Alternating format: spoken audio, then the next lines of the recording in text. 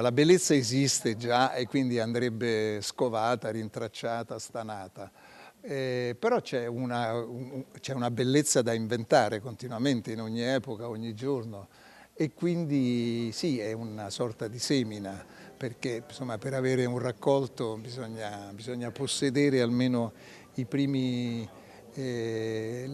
materie, insomma, i semi da buttare e qualche volta si riesce a raccogliere. È Claudio Baglioni quest'anno a ricevere a Palazzo Balbi il titolo di ambasciatore della bellezza conferito dal Festival della Bellezza giunto alla 13ª edizione e dalla Regione Veneto. Un riconoscimento alla memoria del critico d'arte Philippe Daverio che contribuì all'ideazione del festival nei luoghi simbolo del nostro patrimonio artistico e culturale.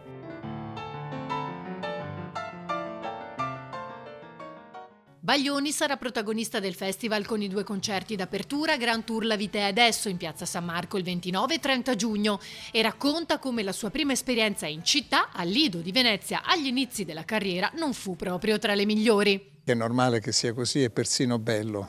perché uno può contare la distanza che c'era da un clamoroso insuccesso fino invece al momento in cui le cose cominciano ad andare bene.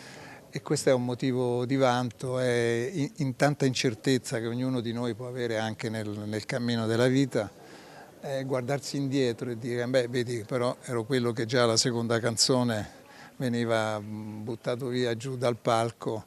e invece oggi insomma le cose vanno decisamente meglio. Questo è il migliore dei premi e la più grande delle gratificazioni.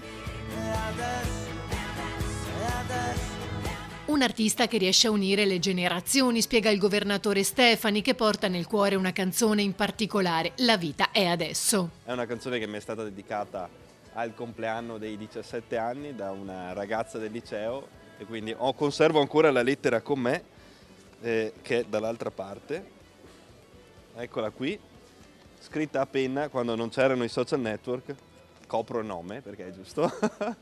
e ovviamente c'è tutto il testo della canzone scritto e che mi è stato dedicato e che porto ovviamente tra i ricordi più belli e anche insomma a simboleggiare che Claudio Baglioni è un artista intergenerazionale capace di entusiasmare generazioni diverse, anche i più giovani, e continua a farlo e sono onorato oggi di poterlo ospitare qui a Palazzo Balbi.